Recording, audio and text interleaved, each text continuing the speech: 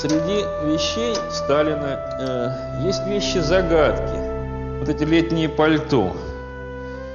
Очень трудно вообще представить в гардеробе первого человека государства вот такой очень простой, заношенный до дыр, заштопанный многократно, вот летнее пальто. Поэтому он практически, наверное, очень редко бывал в таком мундире. К этому мундиру есть головной убор. Они все, в общем-то, достаточно, видите, вот такие аккуратно сшитые. Сапоги, они идеальные, они легкие, они с любовью сшитые. В этом шкафу хранятся небольшая коллекция подарков, которые сохранились у нас в нашей коллекции, подарков 70-летию со дня рождения Сталина. Это подарок от бразильских коммунистов, вот такой необычный бивар-портфель. Сталин запомнился всем своим пристрастием к трубке, поэтому вот у нас не самая полная, наверное, не единственная коллекция трубок, их больше 20, которые, в общем-то, говорят о том, что, зная его любовь к трубке, вот эти подарки ему делались. Причем вот этот подарок мог подарить Сталину Черчилль. Ну вот, мне думается, это тоже очень любопытный, интересный экспонат. Это сделан грузинскими ювелирами, мастерами в 1949 году, к 70-летию со дня рождения Сталина. Это вот такой складень, необычный складень, где выгравированы портреты Сталина от его юности и уже вождя страны.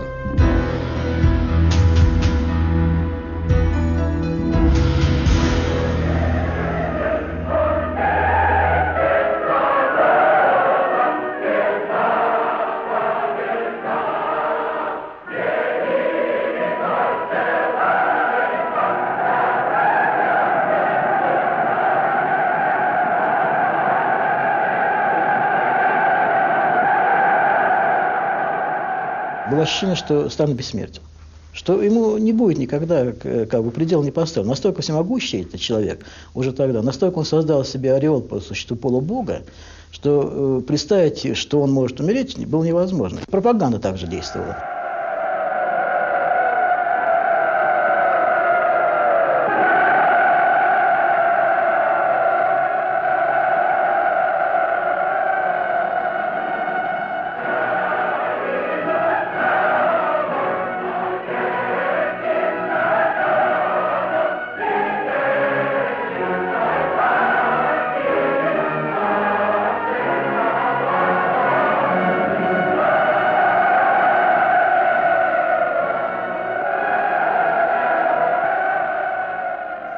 Надо сказать, что даже его смерть была как бы уже окрашена такими всевозможными таинственными событиями. Первое событие таинственное было не таинственное, а как потом оно показалось таинственным. Во-первых, было знаменитое дело врачей. Когда он заболел легкой формой гриппом, и врач был из Кремлевской больницы, он выписал лекарство, инструкцию дал и уехал. Сталин выкинул лекарство, вызвал к себе сотрудника охраны, сказал дежурному, чтобы он снабдил его машиной. И, значит, продиктовал лекарства те же, которые вообще и врач оставил. И сказал, что он поехал в сельскую аптеку в Московской области и купил эти лекарства. Недоверие к кремлевским врачам. Сидит уже больше 20 врачей в тюрьме.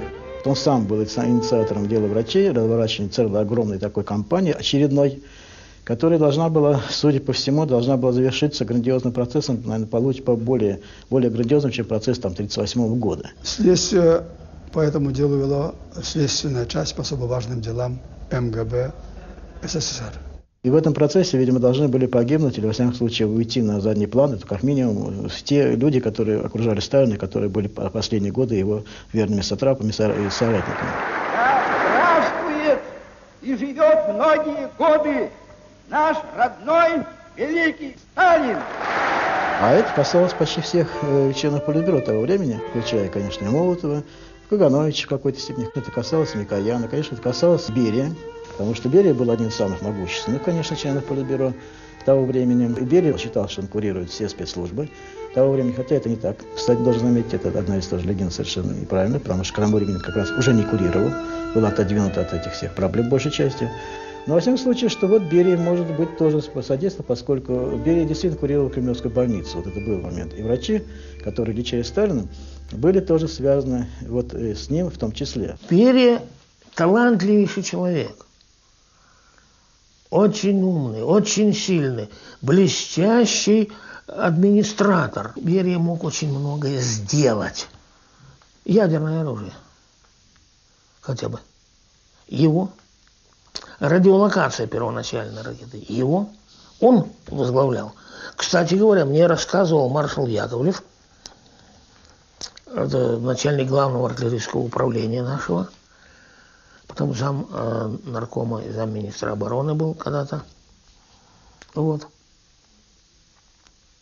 Он рассказывал, когда Сталин, значит, ему давал, когда он только начинал со Сталиным работать, он говорит, если что-то нужно, но вы видите, что сделать невозможно,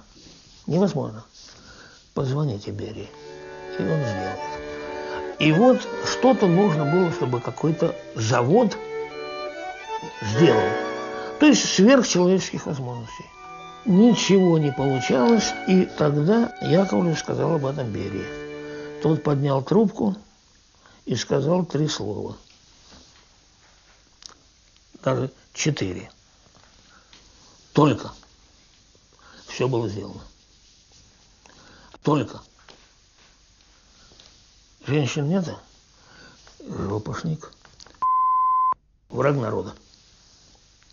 Он говорит, больше, говорит, я к Берии никогда не обращался по такому вопросу. Можете быть уверенным, что я и впредь не посажу своих сил для служения социалистической родине, для выполнения указаний товарища Сталина. Сталин после дела врачей как-то был более подозрительный и более строго относился, в том числе и к охране. Один раз ехали, как обычно, дорога замечена снегом, направо скомандовал водителю. Водитель, конечно, повернул направо, тяжелая машина, снег. Там ребята начали откапывать, и вот он тогда тираду такую примерно принес. Вы все время водите меня по одному и тому же маршруту. Вы даже не можете подобрать другого маршрута. Так-то он сердито говорил. Вы под пули меня возите все время. Тем временем машину ребята выкатили. Поехали старым маршрутом, потому что другого маршрута. И там другого и не придумаешь.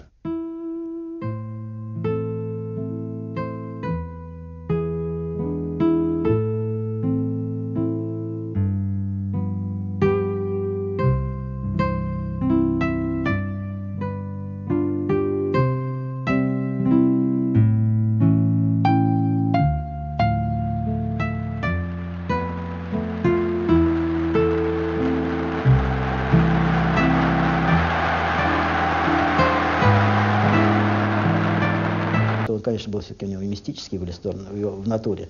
Уж не знаю, там связано ли это было с его духовной, православной, его, так сказать, душой. Но, тем не менее, он любил в мистические игры играть, потому что, если мы посмотрим с вами на волны репрессий, они точно совершенно привязываются к 17 году. 17-й год, 27-й. Первая волна репрессий. Она не всегда совпадает уже, да, абсолютно, но очень близко. Следующий год, 37-й год, это известно. 37-й, 38-й годы пик. Следующий год, 47-й, там, правда, война вмешалась. Но опять 47-й, 48-й, 49-й. Я думаю, тот пик, который должен был, не состоялся, на который должен был, опять падал на 57-й, 58-й годы. Это вот, и он загодя всегда готовил.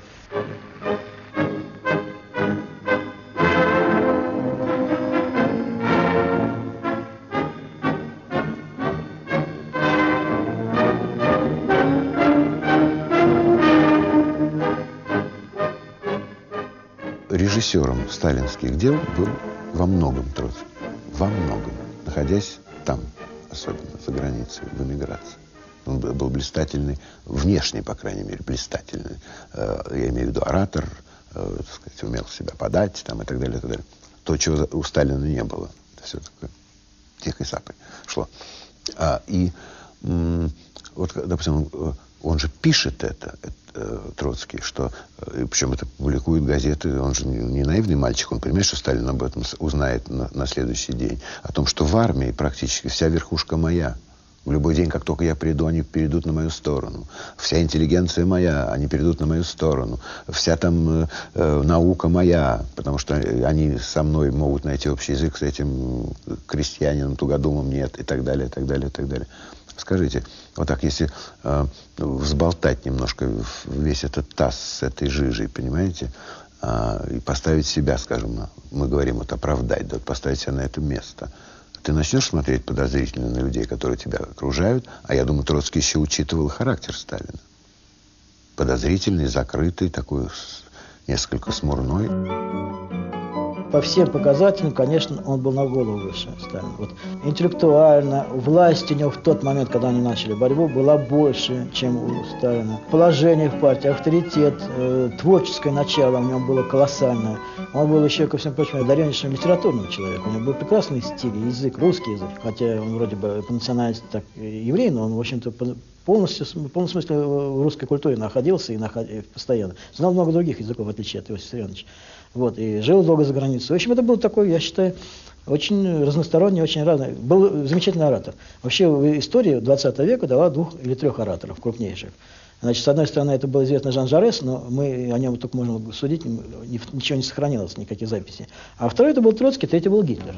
Вот, с моей точки зрения, 3 таких вот крупнейших оратора, причем Гитлер много учился просто у Троцкого, и искусство ораторского, и многие взгляды тоже в какой-то степени делал. И мой отец слышал в Баку одно из последних выступлений Троцкого, что он выступал перед огромной аудиторией, и причем без микрофонов, колоссальнейшая сила голос. Это была необыкновенная совершенно зажигательная речь.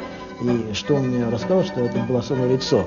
Он умел так играть мускулами своего лица, что создавало какую-то особую экспрессию. Вот Троцкий был чванливым. Вот в этом, это все об этом пишут. Вот он считал, что он настолько сам... Он ведь очень хорошо понимал Троцкого, и этих всех людей, Каменную, Зиновьева, там, главных расклад, который тогда был.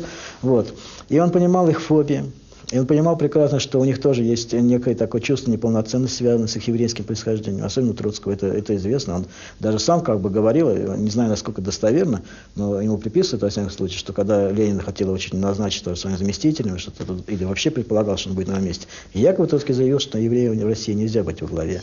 Я считаю, что Сталин как раз и на этом и сыграл.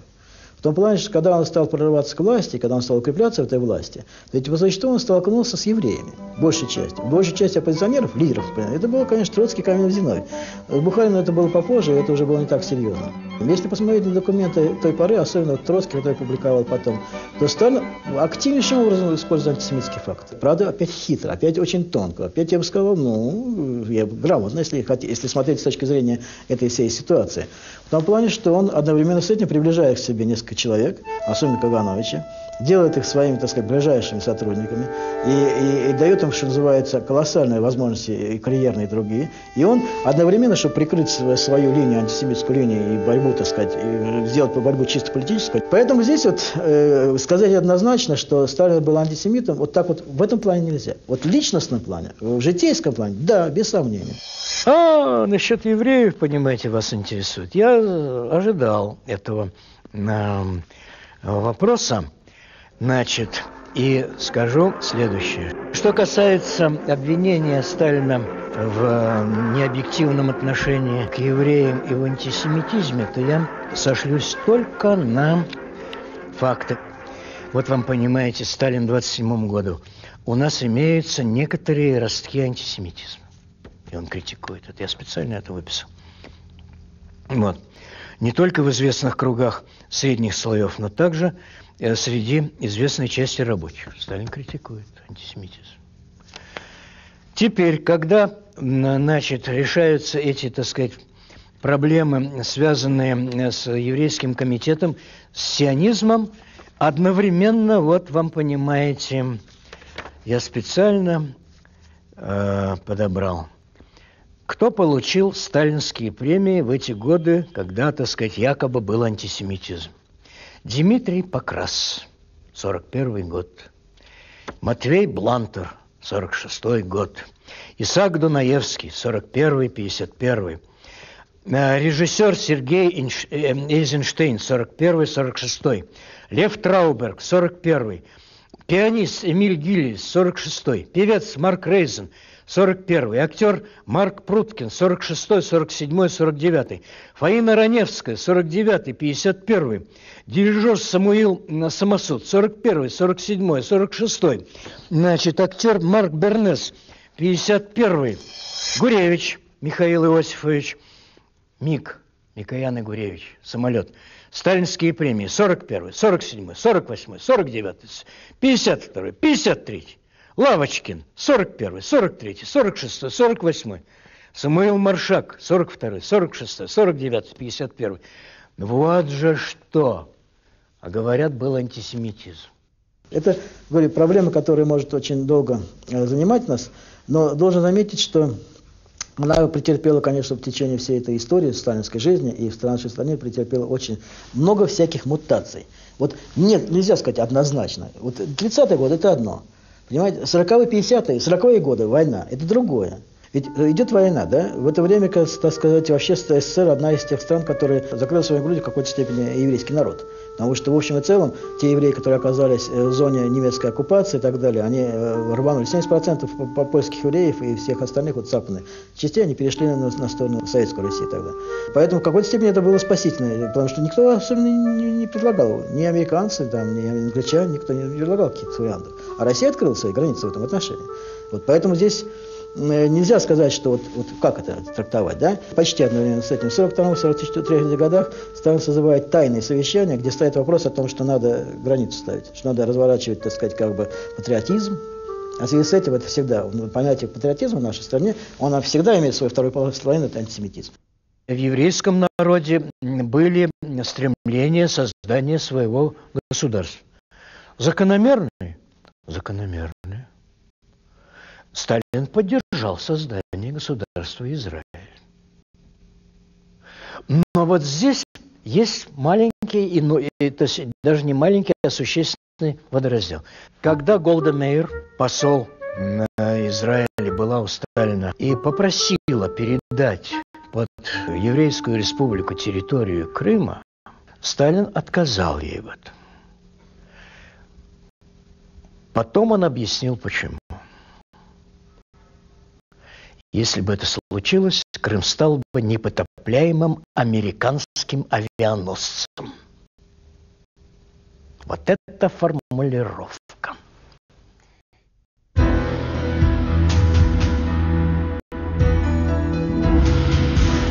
Товарищ,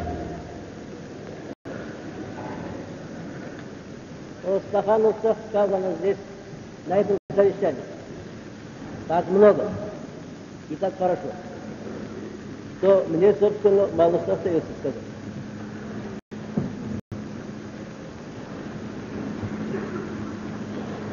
Все же, раз меня вызвали на трибуну, придется несколько слов сказать.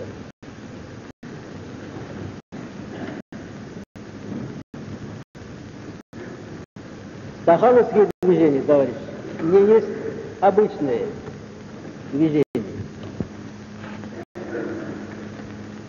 Стахановские движения – это такое движение, которое войдет в историю нашего социалистического строительства как одна из самых главных.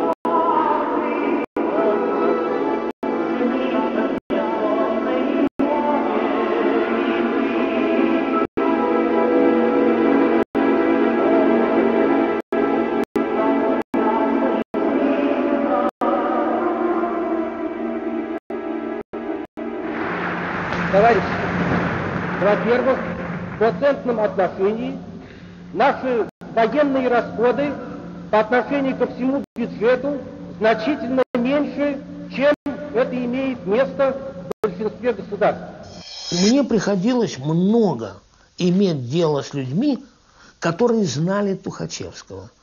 Начиная от конюха его, повара его, кончая, допустим, заместителем министра культуры нашим, который тоже встречался. Вот. И, собственно говоря, крупными военачальниками, которые знали его еще по гражданской войне. Ни единого доброго слова. Враг, враг, враг. Если мы посмотрим, а какие победы одержал Тухачевский в жизни? Тамбовских крестьян, отравляющими веществами, где еще применялись в гражданскую отравляющую, а он их применил.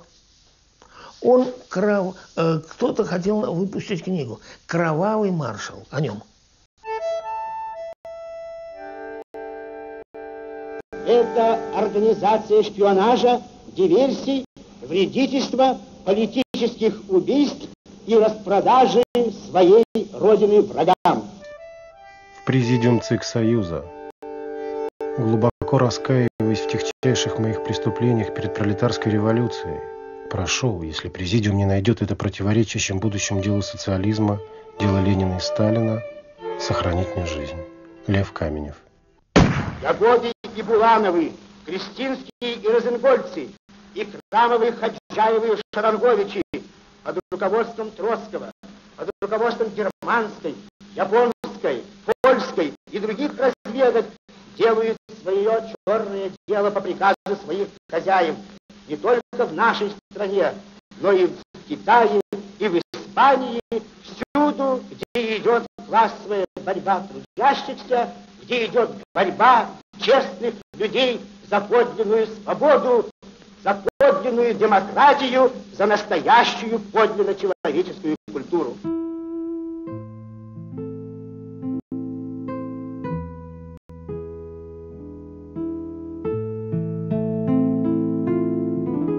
В Президиум ЦИК Союза заявление. О совершенных мною преступлениях против партии и советской власти я сказал до конца пролетарскому суду. Президиуму ЦИК они известны. Прошу мне поверить, что врагом я больше не являюсь, и остаток своих сил горячо желаю отдать социалистической родине. В настоящем я прошу Президиум ЦИК СССР о помиловании меня. Григорий Зиновьев, 24 августа 1936 года, 4 часа 30 минут утра. Товарищи, признаться, я не имел намерения выступать. Но наш уважаемый Никита Сергеевич силком притащил сюда меня, на собрание. Скажи, говорит, хорошую речь. О чем сказать? Какую именно речь? Все, что нужно было сказать, уже сказано и пересказано в речах наших руководящих товарищей. Что еще прибавить к этим речам? Требуется, говорят, разъяснений по некоторым вопросам. Какое разъяснение? По каким вопросам? Все, что нужно было разъяснить, уже разъяснено, переразъяснено. Что еще можно прибавить этим разъяснениям? Конечно, можно было бы сказать и такую легкую речь обо всем и ни о чем. Возможно, такая речь позабавила бы публику. Говорят, что мастера по таким речам имеются не только там, в капиталистических странах, но и у нас, в советской стране.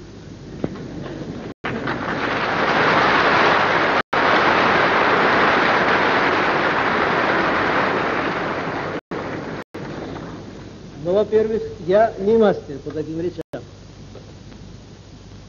Во-вторых, стоит ли нам заниматься делами забавы? Теперь, когда у всех у нас, у большевиков, как говорится, вот работ полон рот. Ясно, что при таких условиях хорошие речи не скажешь. И все же, коль скоро я вышел на трибуну, конечно, приходится так или иначе сказать хотя бы кое-что. Можете рассчитывать на то, что товарищ Сталин сумеет выполнить свой долг перед народом.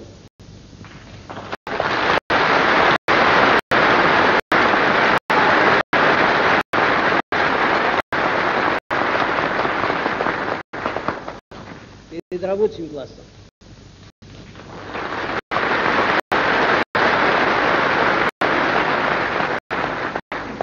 Перед крестьянством.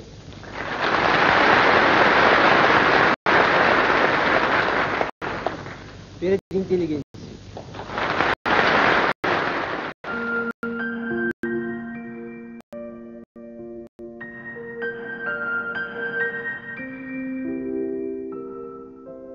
Я не люблю особенно так хвастаться с тем, что вот у нас трагическая судьба. У всех трагическая судьба. Посмотрите в России и кругом. У всех какие-то жизни очень тяжелые и безысходные. Но дело в том, что ты ее принимаешь или нет. Вот надо принять, вот такая моя судьба, и жить. Я думаю, что я научилась этому вот от некоторых очень сильных, замечательных женщин, которых я встретила там еще в Москве в 60-е годы. Они вернулись после 17 лет.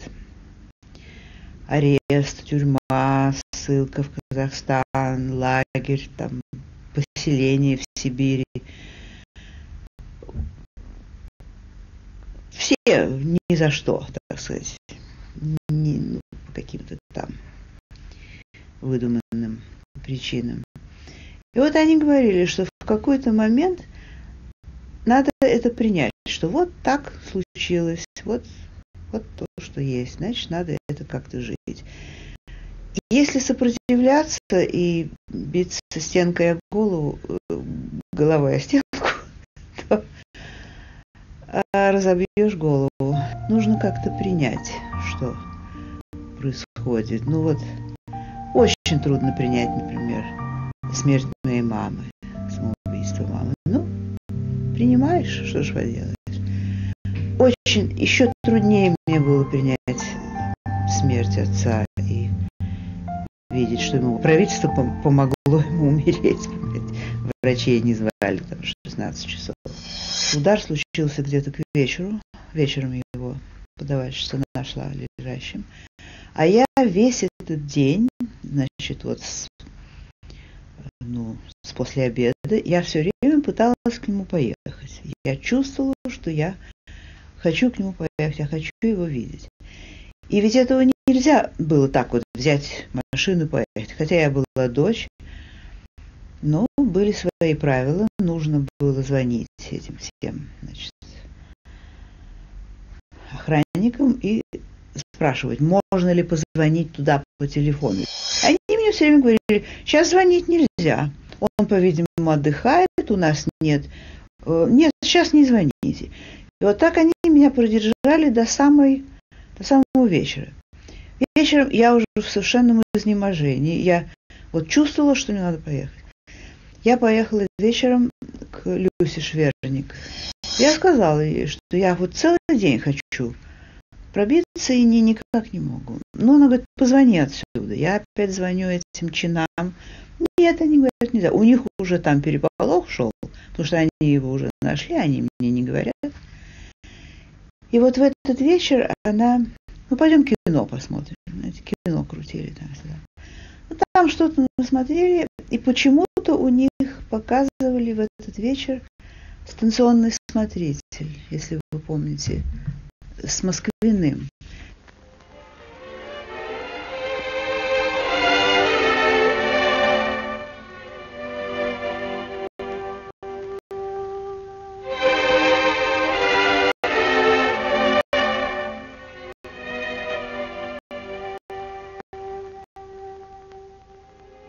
Историю, когда Маша ее звали, да, дочка, ее увезли. Уехала она с гусаром. И потом этот старичок, значит, идет за ней. Хочет он ее найти, Маша. И замерзает. Я начала так рыдать, что вот я даже сейчас буду. Я начала так рыдать, я не могла совершенно остановиться. Она меня утешала.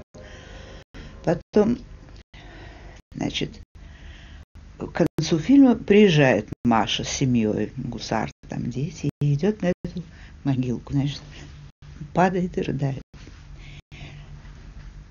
Ну, я так рыдала, что я абсолютно не могла остановиться. Потом я поняла, я думала, что он звал меня. Наутро пошла вот в свою академию, где занималась, сидела там на уроке французского языка, меня вытащили с урока французского языка и позвали, значит, туда дальше.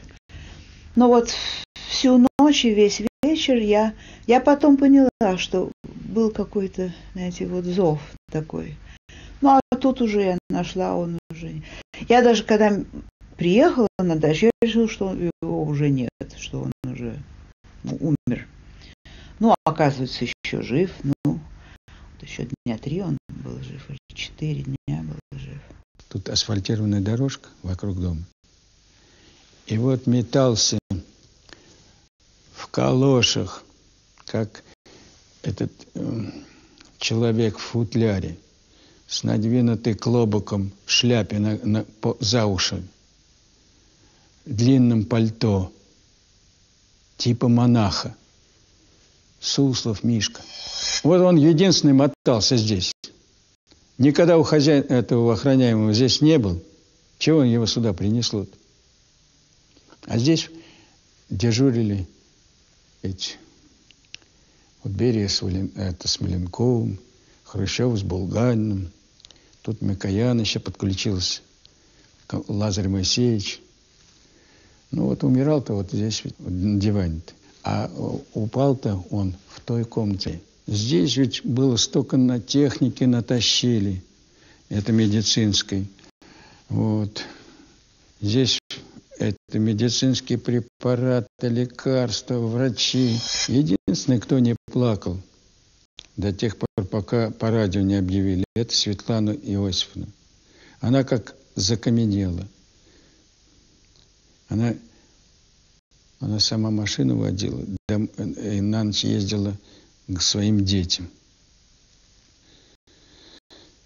Вот кому было тяжело. Как женщина, она должна поплакать была, разрядиться. А так. Ну, правда, Никитка здесь заплакал. Хрущев-то. И Булганин. Все слезу проронили. Этот Берия выскочил первый из этих дверей. Во все горло закричал Хрусталев в машину. Хотя у него, у Берия, шофером, или шофером, как... Да, шофером был тоже однофамилец Хрусталев. Понимаете?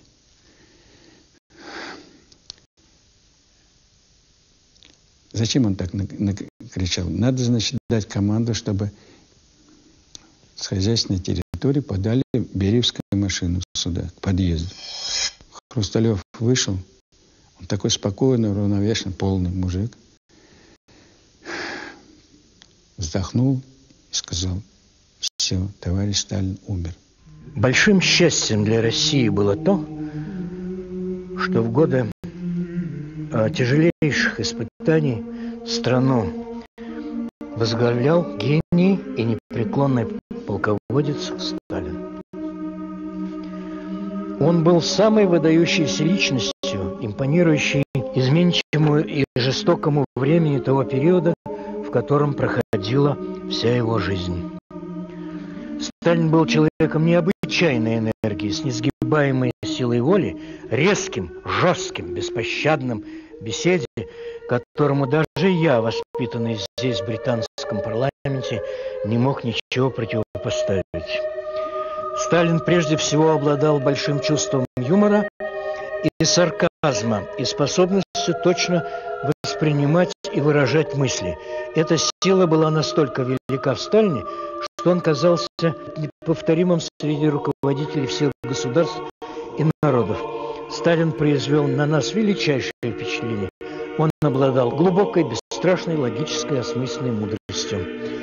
Он был необыкновенным мастером находить в трудные моменты пути выхода из самых безвыходных положений.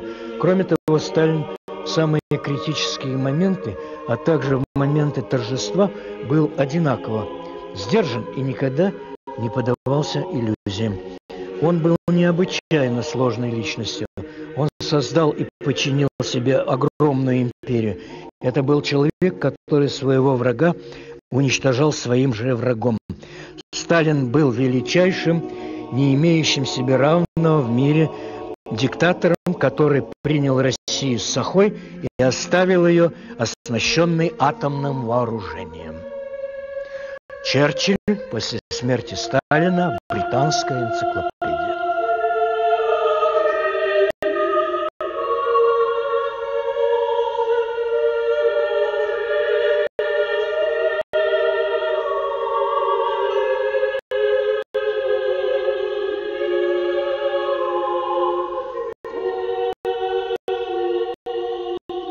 Действительно, Москва вся пошла на похороны. Все хотели проститься со Сталиным. Тут уже это по зову сердца. Никто никого не приглашал, как говорится. Никто никому не говорил, давайте пойдемте проститься. Это сами как-то спонтанно организовано было. Все пошли, решили. В зале близко я стоял около гроба. Я смотрел, как люди шли.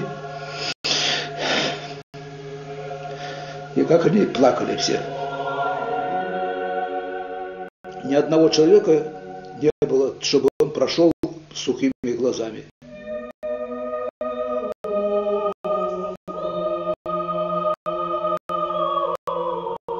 Ну, давили, да, действительно, там, когда забился-то, Неглинка вся была забита, там солдаты стояли с этими, с автомобилями, так? И вот они уже решили не пускать, все было забито. А народ подпирал, и, короче говоря, давить стал уже тех, которые были остановлены вот этими грузовыми машинами там. И это, я считаю, просто плохая была организация, и больше ничего. Ну, Сталин действительно для нас был чем-то таким, что это, ну, не человек, полубог, получеловек, и за которого готовы были отдать жизнь любой. Вот сказал он, все, мог сделать. Поэтому это я сам, если он сказал мне тогда, сердце отдай вместо свое, и пусть ему встать, я тоже согласился, ни слова не сказал бы. Ну, началось это вот 20-й съезд, значит, разоблачение культа личности.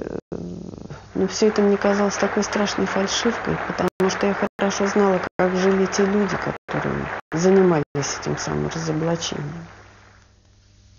И хоть я была еще невелика, но мне казалось, что прежде всего они должны, если уж на то пошло, себя были разоблачить, а уж потом, если было в чем разоблачать. Возьмите Александра Македонский. Вокруг него, понимаете, была когорта его ближайших сподвижников. Когда он умер, то его даже забыли похоронить, сподвижники. Он месяц лежал в Персеполисе, значит, в меду. Потом, наконец, Птолемей решил его вывести. Потом кто-то из дедухов решил украсть этот труп. И кончилось чем? Даже могилы нет Александра Македонского. В государственной деятельности определяется его роль. Определяется не тем, что он сделал. Это вот 100%. Вот то, что он сделал при жизни, это не имеет никакого почти значения. А имеет значение то, что сохранилось после его смерти. То, что у него, так сказать, как его проект, я его так назвал, социальный проект, насколько он жизнеспособен оказывался. Вот СССР. Что с СССР произошло? СССР это детище Сталина. Совершенно очевидно. В 1991 году он разрушился, развалился. Вот и все. Вот вся величие Иосифа Виссарионовича заключается в том, что он создал колоссальной совершенно ценой неимоверных жертв народа и ресурсов. Он создал химеру. Вся история со Сталиным напоминает мне пьесу Гриши Горина «Царство ему небесное» «Забыть Герострата», где в конце новый правитель, казнив Герострата там, и разоблачив его, требует повесить белую мраморную доску на храме, который сжег Герострат, и написать золотыми буквами «Забыть Герострата». Понимаете? Не надо писать «Забыть Сталина» и повесить это на Красной площади. Надо так строить жизнь, если вы государственные деятели, то стройте так жизнь, чтобы у вас необходимости в воспоминаниях о Сталине, возвращения к нему не было.